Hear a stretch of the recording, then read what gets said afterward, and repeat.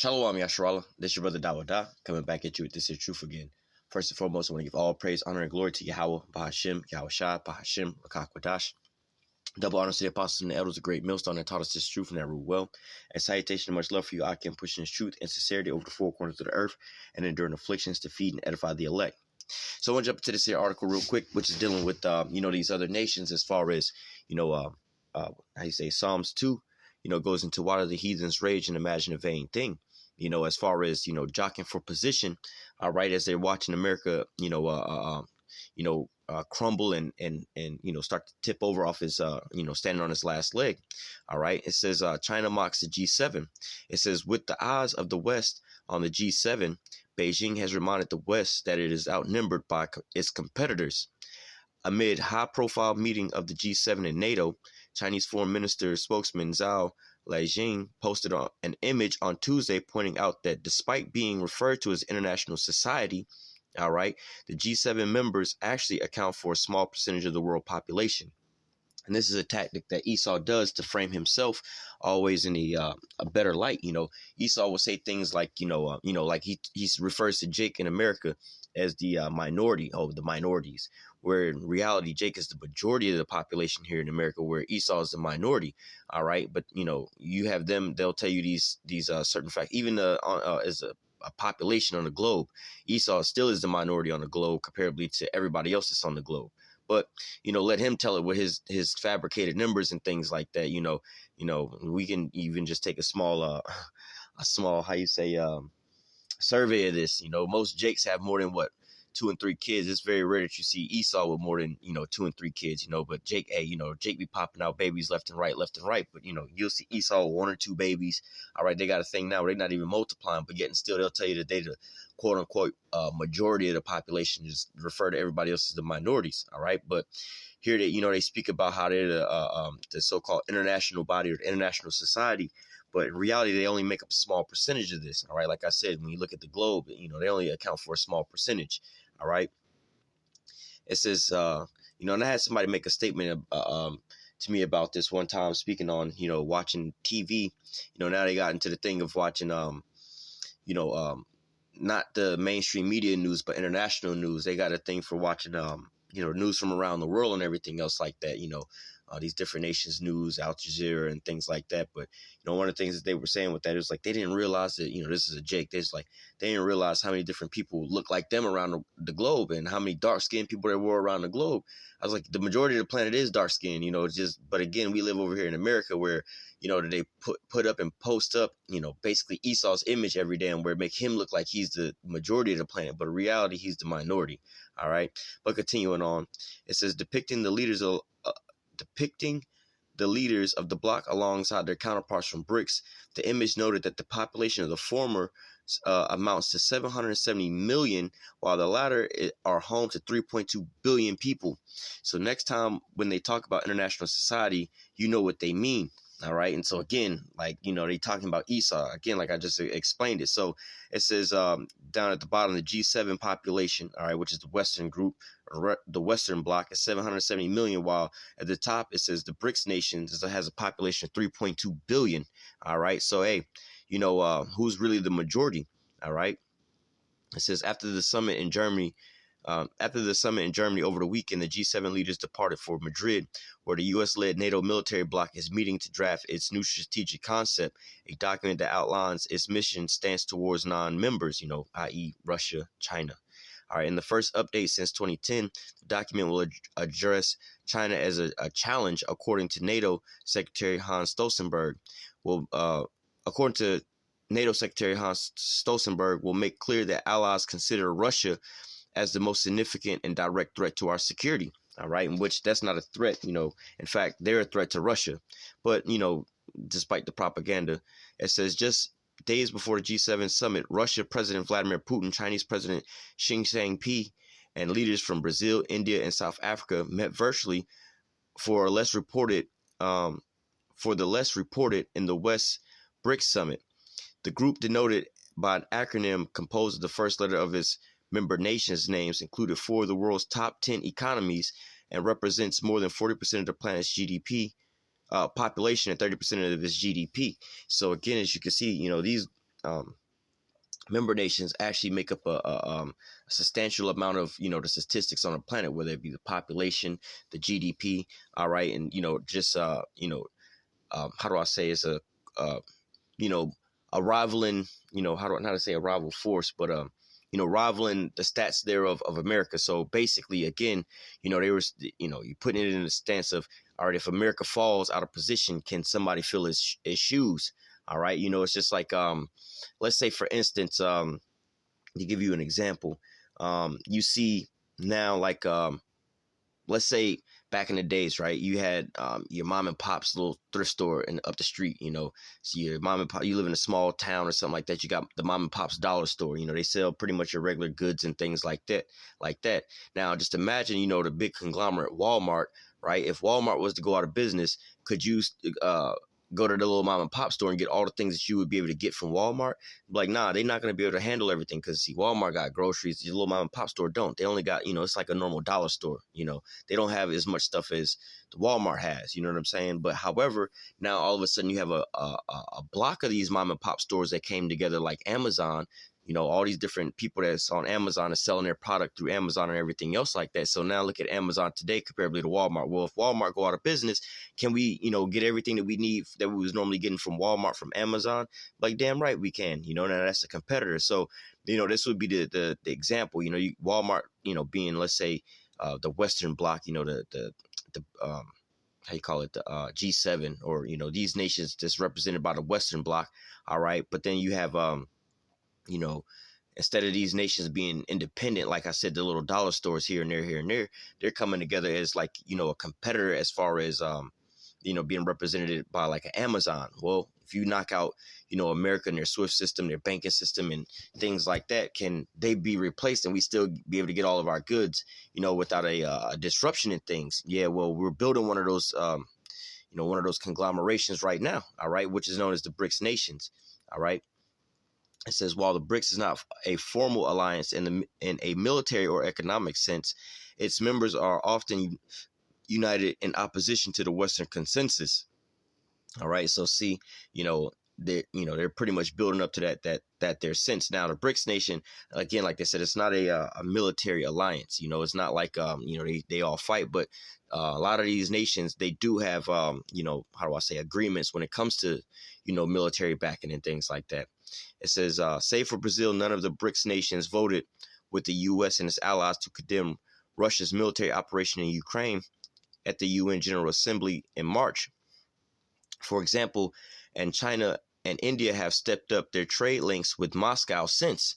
All right, so again, they're starting to build better relations with one another.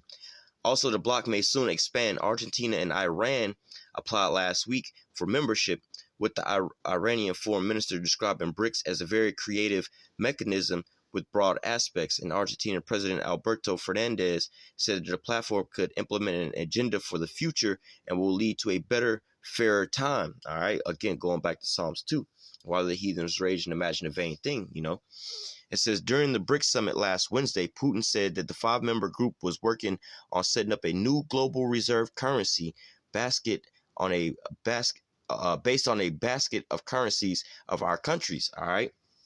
And so when you look at, understanding how, what this really, started out as, you have the SWIFT system, it's pretty much a global, how do I say, a global trade system, how do I put it? A way of, conducting trade and commerce, but based off of, the Western, America, with the SWIFT system, like, let's say, for instance, China, any nation, they want to trade goods between him, one country and another country, instead of, the different countries have different currencies, so they have different values. But what they would do is, well, look, you want to sell us some goods. What you do is, all right, we both convert our money into, the U.S. dollar. All right, then we'll conduct the trade, and then we'll just pull it back out, because the U.S. dollar is the quote unquote the most stable, the most reliable, and so on and so forth. So, and America benefits is pretty much like the petrodollar. All right, America pretty much benefits from it, because everybody got to transfer their money into the American dollar, which America is the one that's going to be providing the money, so they're the ones that benefit from it. Now the problem comes into play where like right now America got these sanctions. America and the West got these sanctions on Russia. All right. Well, if you want to conduct trade and everything else like that, they can stop it. Like, well, we're not going to allow you to do this with Russia. Well, Russia and them saying, well, look, bump that. Also with the Venezuela situation, bump that. We could just trade on the BRIC system. We could use our own currencies to do all these things. We don't need you. Y'all can ban us if y'all want to, but we still able to do these trades because we still got a pipeline to transfer this money back and forth, man. All right. Like how nowadays we got quote unquote, to give you a easier an example, Cash App. If I got actual real money, $50 bill in my hand, and you need a $50 bill in your hand, you know what I'm saying? I can go to my bank, put the $50 in my bank account, transfer from my bank account into Cash App, and then send you a Cash App, and then you can get it into your Cash App, then you can withdraw it out into your bank, and then you can pull that same $50 out of your bank. All right, the median that we're using in between that, obviously is the bank account. You can sometimes use your bank account to send money, but you use the Cash App to send it real quick, and it comes out on the other side. All right, but in the middle of that, it goes through a quote unquote digital portal. You're not actually taking that $50 bill and putting it in the mail and, sending it to somebody that way. It goes through a digital phase and then it comes back out on the other side. But as you can see, this is how, they're quote unquote jockeying for position. It says, let me read this last one. It says, during the BRICS summit last Wednesday, Putin said that the five-member group were working on setting up a new global reserve currency. All right. And so, this is what they're looking forward to, and also it says implementing an agenda for the future that will lead to a better, fairer time. All right. So they're trying to plan for the demise of the American hegemony. All right. So let me go ahead and start reading over here in Jeremiah chapter 50, because this is what we're starting to see is happening. Matter of fact, let me grab this precept first.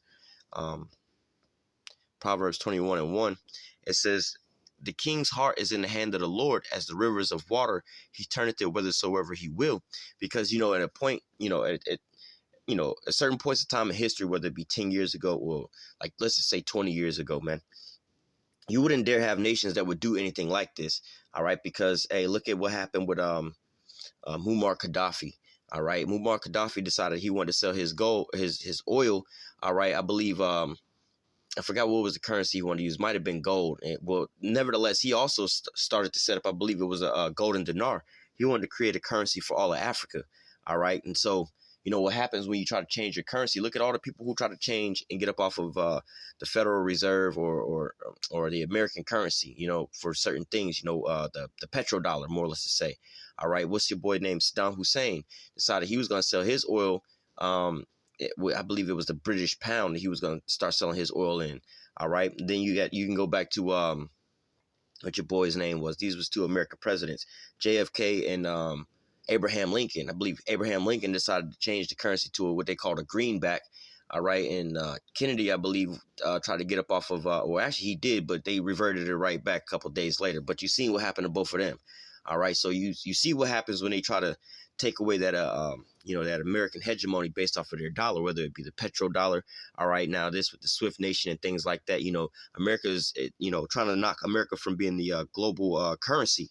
All right, but nevertheless, hey, this is going to want to bring them out to war. But as we see here, it says the king's heart is in the hand of the Lord, as the rivers of water he turneth it whithersoever he will.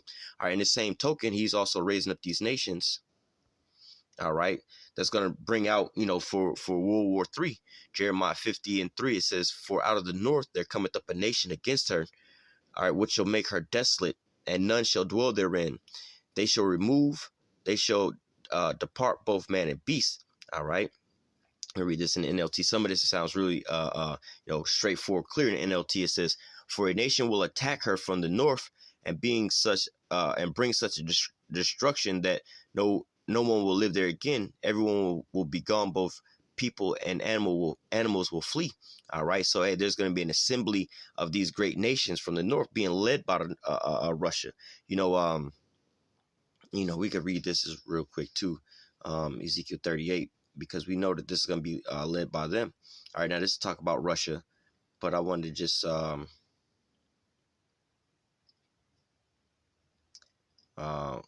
don't want to read all of this, but nevertheless, let me just read verse 7. It says, Ezekiel 38:7, it says, be thou prepared and prepare thyself, and all thy company that are assembled unto thee, and be thou a guard unto them. All right. So, we see, militarily that, Russia is providing arms and things like that to these some of these other nations and things like that, and they're also allied with China, and China is, dealing with economics. But right now, Russia is becoming an economic powerhouse with these sanctions that the West has put on Russia. It's actually building up their economy, all right, and strengthening them in that position. But and with these nations that are able or wanting to jump into this here economic or this BRICS nation, all right, like I said, what would normally happen to them is America would come down upon them.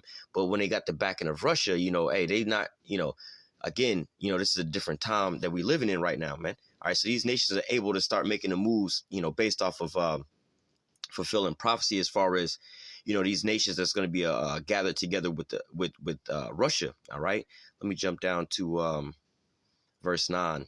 This is the one I want to read in NLT. It says, "For lo, I will raise the cause to come up against Babylon, an assembly of great nations from the north country." All right. And so again, an assembly of great nations. All right. They're going to be joined together with Russia. It says, "And they shall set themselves in array against her. From thence she shall be taken. Their arrow shall be as a mighty expert man, and none shall return in vain." So once you think about these nations that are putting their money together, joining their countries together and things like that, you think that, when it comes time to a war breaking out, look at these nations and their relationships with the West. All right. So you think that if a war breaks out, you think that they're going to just like, what, we was dealing with y'all on a certain aspect, but we're going to stand with America on this here time frame. No. Look how America's treating their own allies. So their own allies are going to turn on them. How much more these other nations that are, signing certain agreements with Russia at this point in time, they're going to be like, what, we're going to band together. We already with Russia. They already helping us out and supplying us with all these different things. We already benefiting before we even go out there and go to war with their ass. So we're going to go out to war with Russia now, man. Are we going to be on their side, man? If y'all take them down, and what's that going to leave for us? If America's to take Russia down in World War III, what does it look like for these other nations? They're going to be like, well, if Russia gets taken down, and we're going to have to go right back into the hegemony under America. And then they're not going to be so happy that we broke away from them anyway. So they're going to punish us even more. We already hate it, like the scriptures say, Isaiah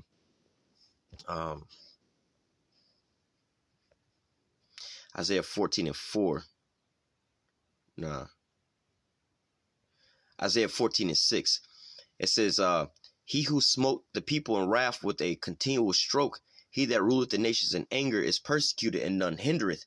All right. So, hey, let me read in NLT. It says, "You struck the people with the endless blows of rage and held the nations in your angry grip with unrelenting tyranny."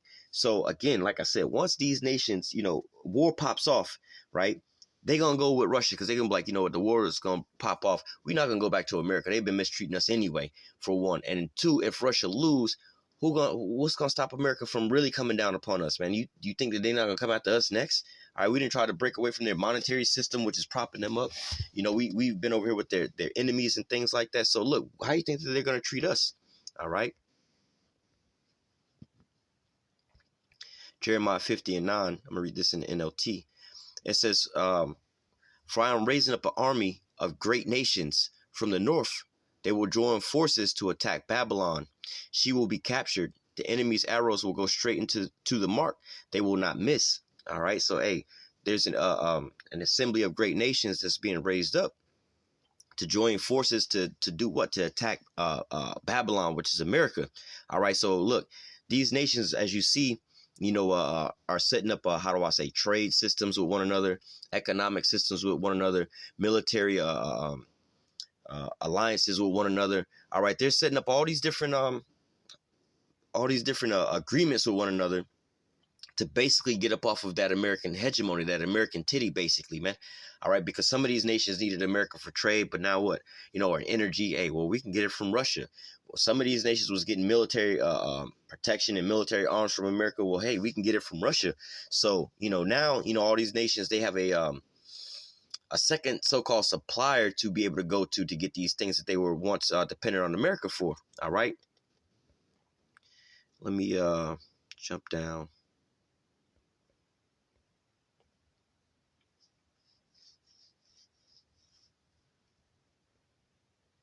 Let me start at verse 23. Let me start at 22.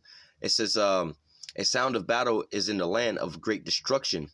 All right. And hey, that's what you have right now. Wars and rumors of wars. Nations, as we were reading in that article about how the G7 was, some of the topics was, how China is a challenge and Russia, and they planning strategic or strategizing against how, to take out Russia.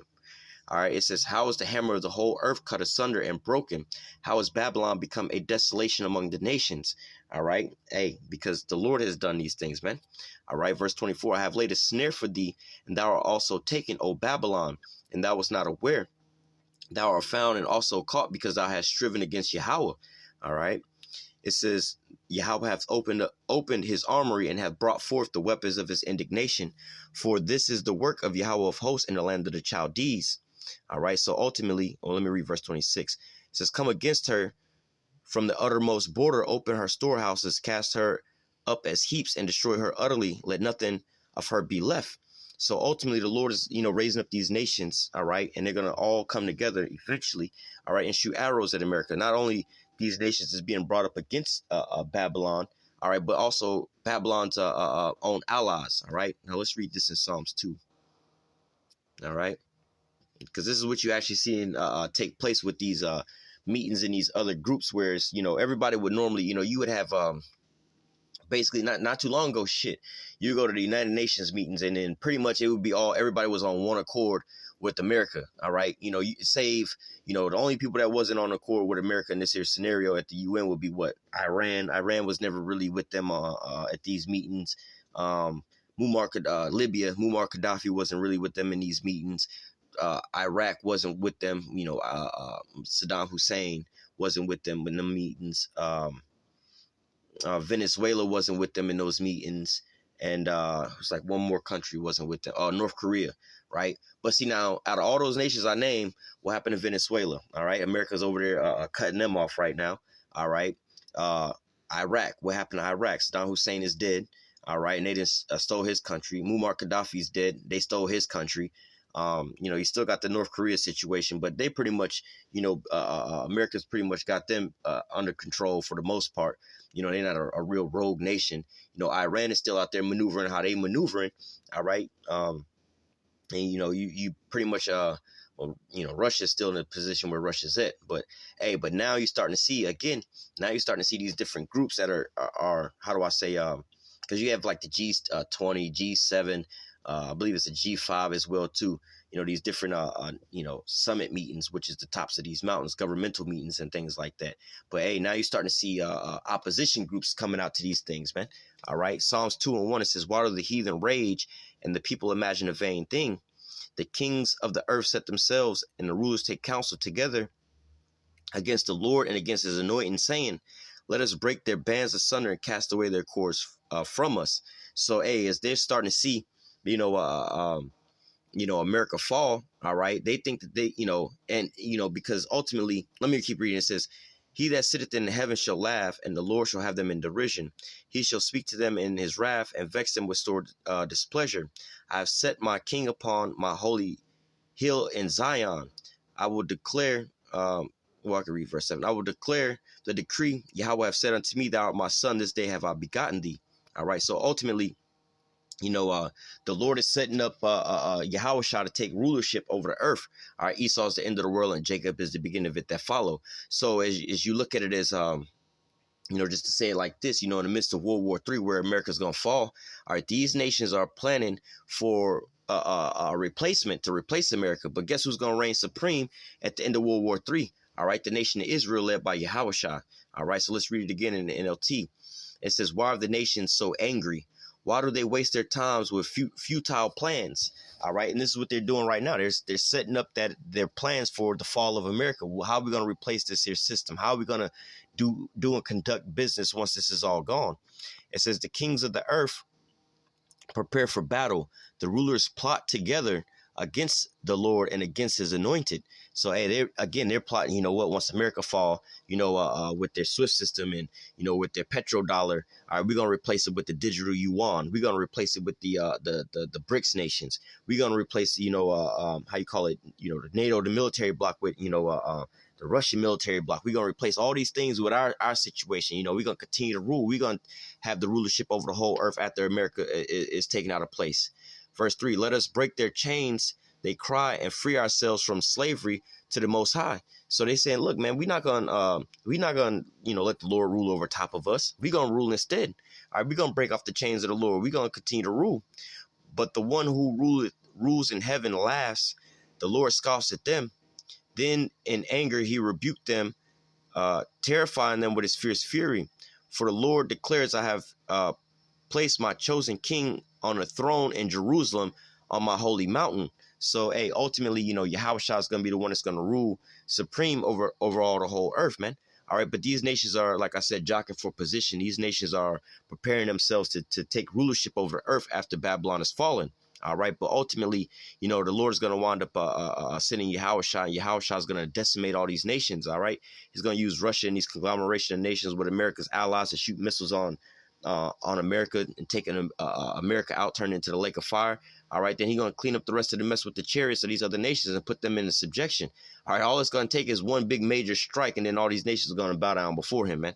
All right, but hey, I just want to touch on this here lesson because, as you can see, the measuring the times diligently as far as how much more longer does America have? We see the economic collapse here in America, which is leading to what the MOTB, which the scriptures say as he's about to fill his belly, the Most High shall rain it upon him. All right, he shall flee from the iron weapon. We see the iron weapons being set up and being aimed over here. We see these militaries starting to break out in wars and rumors of wars. All right, we see these nations propping themselves up, preparing to take America's position after America falls out of rulership.